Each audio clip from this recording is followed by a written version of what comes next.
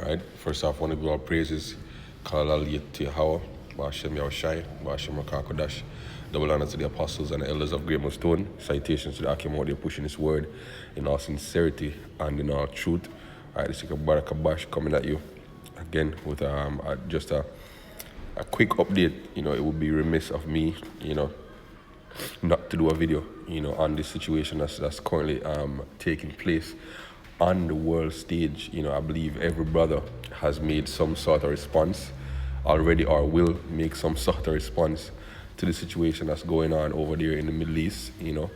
For those of you who live under a rock, the US has assassinated a major Iranian general in Iraq, and Iran has promised, severe retaliation. And this is not like any other major news that has occurred, in the past few years. This is also trending on social media.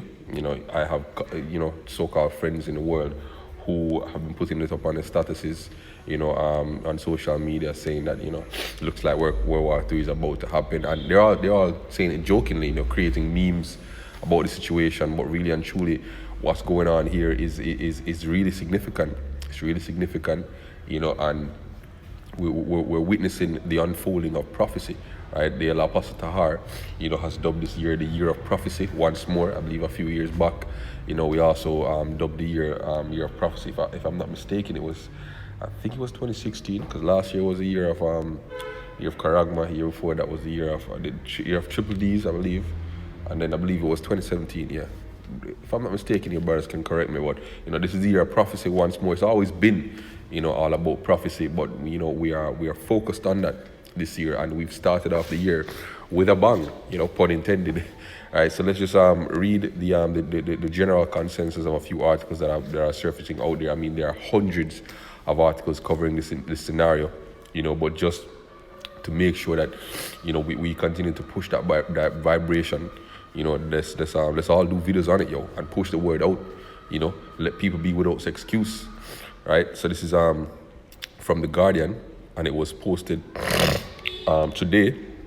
So it says, Iran vows revenge for killing of top general Qasem Soleimani, right? Iran has vowed to take revenge for a U.S. drone strike that kills its most powerful general, as the U.S. Secretary of State attempted to minimize the fallout from the dramatic attack by state in Washington was committed to de-escalate. How can you now say, right, that you're committed to de-escalate after you kill one of their top generals, right? As the article says here, it's Iran's most powerful general, The Iranian Supreme Leader Ali Khamenei ordered 3 days of mourning and declared that the U.S. would face severe revenge for the killing of Qasem Soleimani, who ran Tehran's military operations in Iraq and Syria. The 62-year-old general died when his car was targeted by a drone in the Iraqi capital, Baghdad, as local allies from the Popular Mobilization Forces, PMF, were driving him from the airport. The de facto leader of the PMF, Abu Mahdi al-Muhandis, a close Soleimani associate, was also killed in the attack. General Soleimani was actively developing plans to attack American diplomats and service members in Iraq and throughout the region. The Secretary of State, Mike Pompeo, said the strike was aimed at deterring future Iranian attack plans. And of course, we see the same rhetoric being used by the American media, by the American military. These men were going to do such and such, so we did this to prevent that. We've seen the same scenario, the same script being used so many different times that it's no transparent, It's so transparent. Allegations have been raised, including by a UN special rapporteur on extrajudicial executions, about the legality of the assassination under Iranian law. A total of 10 people died, Iranian state television reported, right? So this is what this is what Pompeo said. I can't talk too much about the nature of the threats, but the American people should know that the president's decision to remove Qasem Soleimani from the battlefield saved American lives. Yeah, that's what you want people to think, that you've done something good, right? But here's Trump now taunting Iran never won a war, but never lost a negotiation, right? And said that Soleimani should have been taken out years ago, right? So what they're doing, right, is pretty much taunting a war with Iran, right? But we know that that's all a part of scriptures, yo.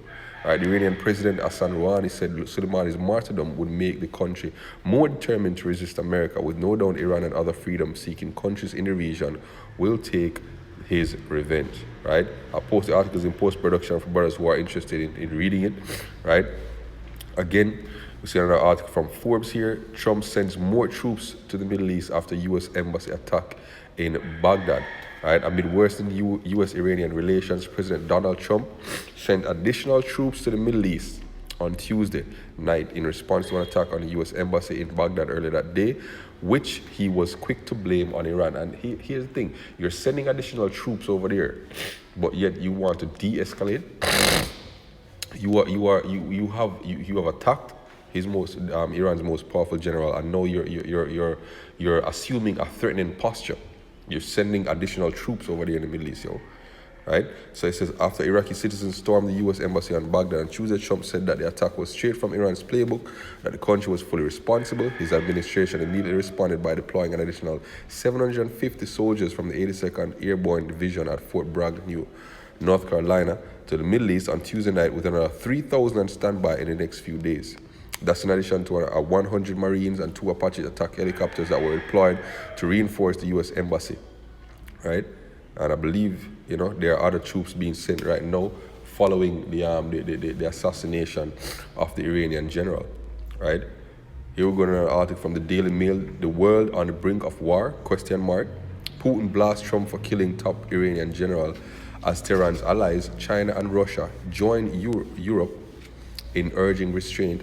Oil prices surge and stock markets plunge. There's not much, need for reading the rest of the article. The headline alone says it all, yo, right? And we know the scriptures speak about Gog, which represents Russia today, taking up defense for Persia and other countries, which we know Persia is Iran, right? Iran's name was changed to Iran from, I think in the 1930s, but it was Persia all along.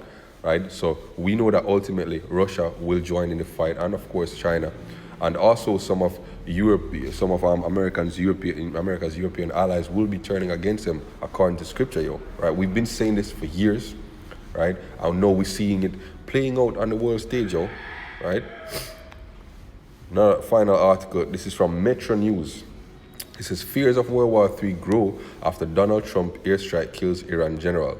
The phrase World War III began trending after the killing of Iranian leader's second in command in a U.S. airstrike. Iranian General Qasem Soleimani was killed in a bombing ordered by President Donald Trump overnight at a Baghdad airport. After the news of his death broke, the country's supreme leader, Ali Khamenei,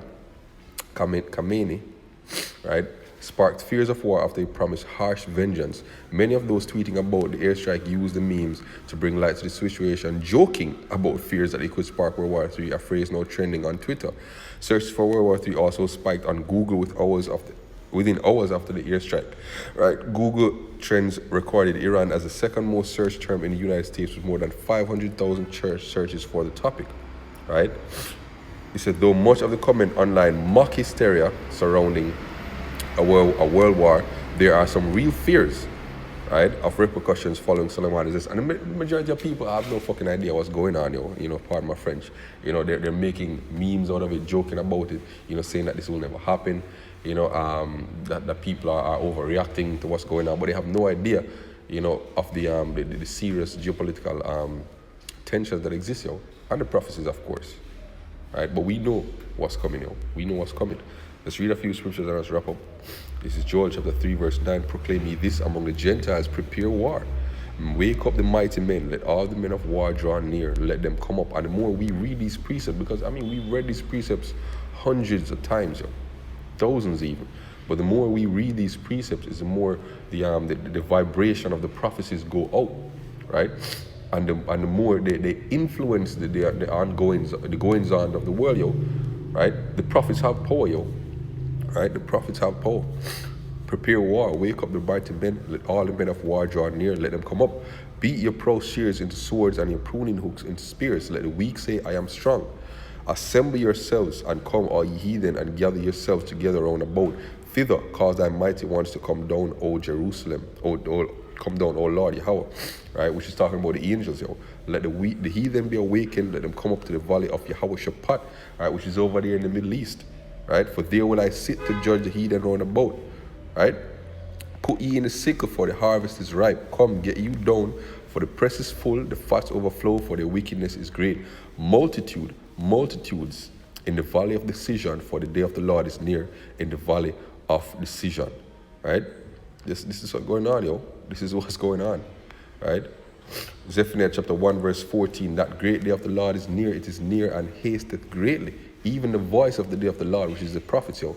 The mighty men shall cry there bitterly. That day is a day of wrath, a day of trouble, a day of distress, a day of wasteness and desolation, and a day of darkness and gloominess, a day of clouds and thick darkness, a day of trumpet and alarm against the fenced cities and against the high towers. Right? And I will bring distress upon men, that they may walk as blind men, because they have sinned against the Lord. Right? And their blood shall be poured out as dust, and their flesh as dung. Neither shall their gold nor silver shall be able to deliver them in the day of the Lord's wrath. Because they think that they can orchestrate this, yo, right, and come out on top. But they will not, yo. Hey, the Lord is going to throw a huge monkey wrench in their plan, yo. Right? But the whole land shall be devoured by the fire of his jealousy, for he shall make even a speedy riddance of them all. Right? There's another precept I wanted to bring out. I'm not sure if the internet would allow me out here. But let me get from the Bible app here. I believe it's see if I can remember where the precept is. Joel 2:20. Right?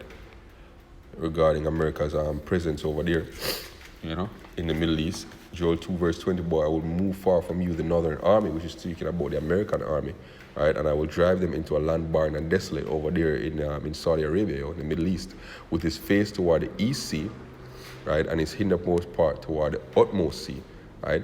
And that's talking about, the seas that it's talking about is I believe the Red Sea and the sea, I can't remember the other sea right now, the Persian Gulf, right, up there. Right, but it's talking about, you know, Saudi Arabia over there in the Middle East, right? It says, and his stink shall come up, and his ill savor shall come up, because he has done great things, right? The Heavenly Father is going to destroy the American armies over there. You have so many different bases. Thousands of American troops are stationed at different points in the Middle East, right? And when this thing gets hot, Iran and their allies are gonna disintegrate. A lot of you American soldiers, yo, you're going to your death, right? Those say the scriptures, right? So with that, you know, that's pretty much what I wanted to bring out. You know, Kalalal Yahweh Bashim Yahweh Shai, Bashim Rakaka, that's for giving the spirit to this lesson. Shalom.